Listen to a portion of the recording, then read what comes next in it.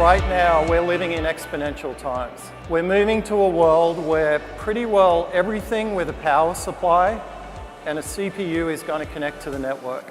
But what's coming next over the next 15 to 20 years is as we have these sensors and actuators and we instrument our industries like ag, like mining, like transportation, they take on the economic characteristics of an Uber or a Facebook. And if we don't take the jump in learning how to build these new industries, then other people will. The big message today is we're open for business and we're here to collaborate. Collaborate with us.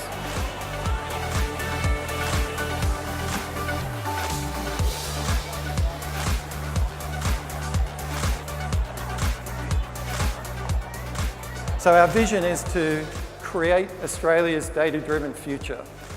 Our goal is to capture 0.1% of global R&D in the next 5 years through the Data 61 network. There is now more than 20 active projects between Boeing and CSIRO across the portfolio. It's the largest portfolio in that quarter of a century of activity, and they're very application focused and providing value to the company on an ongoing basis. Our children are sadly dropping out of STEM. We obviously have a crisis in terms of not enough students. There's a coding club at school and there's a group of people who are just very interested in these sorts of things. I started doing coding when I was in year 1. Partially I do that because I think I'll get a good ATAR out of it, and partially because I just love it. Let's work and support our educators on how they can make STEM more interesting to the students in the everyday classroom and not just reserve the fun stuff for the clubs.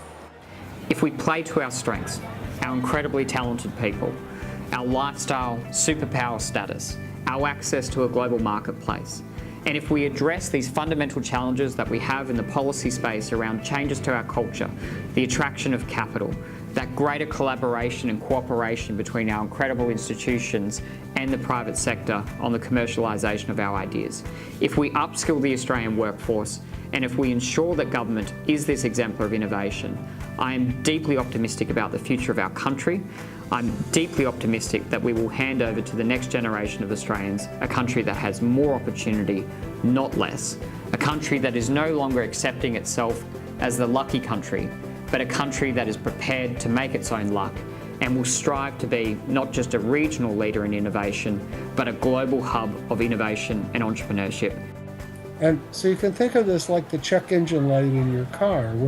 When people's patterns of habits begin to fall apart, you could say, that's the time you ought to reach out to them. By looking at these big patterns of data, we've been able to find ways to see the early signs of when people are getting sick. The implications for healthcare are enormous.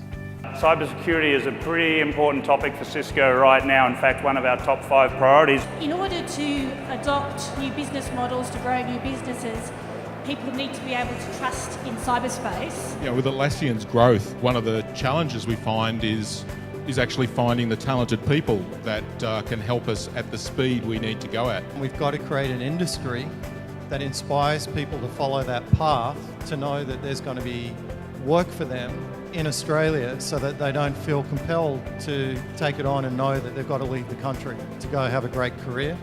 We want to bring some of these best and brightest from other parts of the world down to Australia. I think it's really important to think about cyber not as a technology problem, but a business problem. I'm talking about keeping people at the centre of technology development. And we are entirely concerned with connecting user need to expertise. We don't worry about being disrupted by 2 guys in a garage building a new aircraft engine because there's billions of dollars of R&D that goes into that.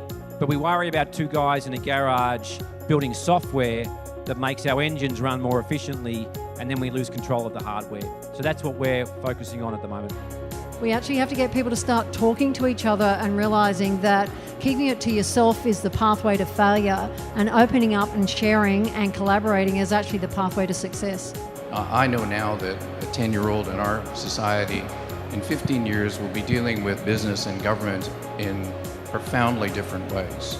From my perspective as the leader of GE in Australia, I focus on those industries where we have comparative advantage, oil and gas, mining, agribusiness, fintech, healthcare, and I try to put Australia as a pilot market where we can actually develop applications connected to our technology that we can export to the rest of the world.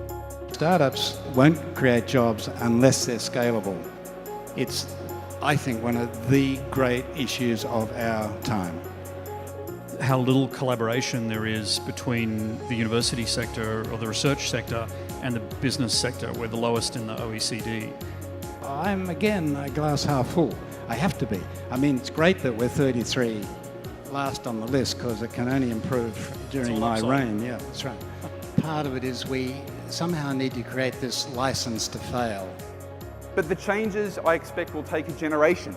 What I will argue is the data revolution is simply the scientific revolution continued and made widely accessible. The moment you can take a resource-intensive function and digitize it, you have the potential to benefit from much more scale by using the data that comes out of it and leveraging all of that in a platform business model.